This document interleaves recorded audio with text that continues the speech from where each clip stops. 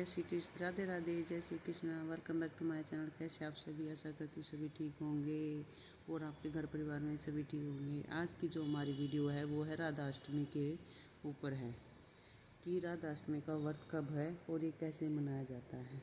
पूरे भारत में यानी हमारे पूरे देश में राधा अष्टमी को पूरे उल्लास और खुशी के साथ मनाते हैं।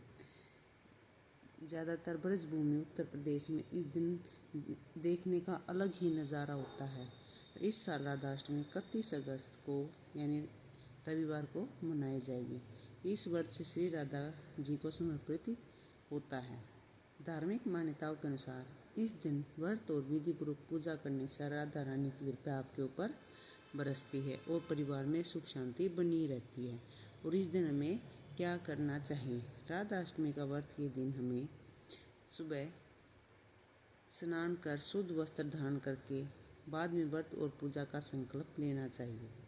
राधा अष्टमी के व्रत के दिन ब्रह्मचर्य नियम का पालन करना जरूरी माना गया है। इस दिन राधा रानी की ताज़ी चीज़ों का भोग लगाना चाहिए। कोई भी बासी भोजन भोग ना लगाएं।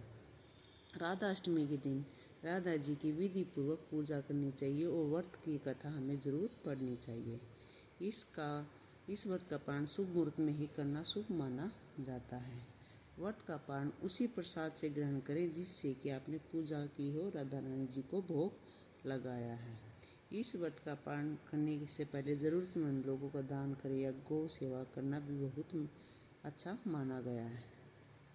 और अब व्रत को खोलने के बाद हमें अपने बुजुर्गों का भी आशीर्वाद लेना चाहिए। इस दिन हमें क्या नहीं करना चाहिए? राधा रानी के भोग लगाने से पहले भोजन को कभी भी जूठा ना करें। राधा रानी अष्टमी के व्रत के दिन सोने से बचना चाहिए। हमें सोना नहीं चाहिए। इस दिन बाल, नाखून, दाढ़ी काटना नहीं चाहिए। और इस दिन व्रत के दिन गहरे काले रंग के कपड़े नहीं पहनने चाहिए।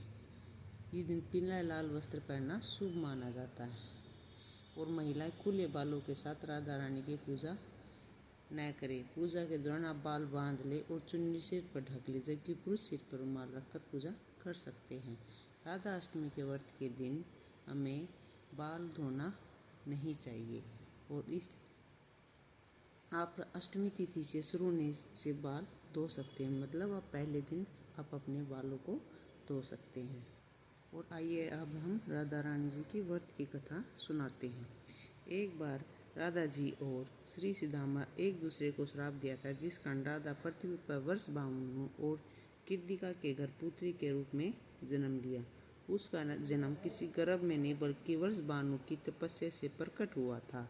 इस दिन राधा जी का प्रकट उत्सव मनाया जाता है और उनकी पूजा जीवन, प्रेम, सुख, शांति आती है।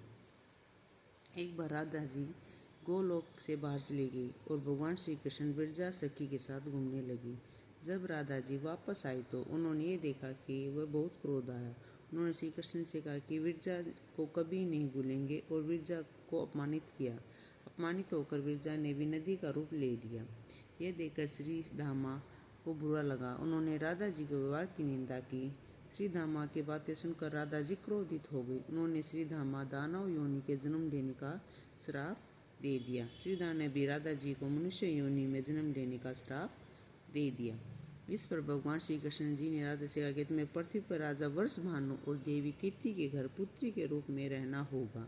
वहाँ उनका विवाह रामायण नामक वेश्या से होगा, जो श्री कृष्ण के ही अंश का अवतार होगा। इस प्रकार उन्हें पृथ्वी पर रहते हुए भी विछोह का दुख सहना पड़ा था।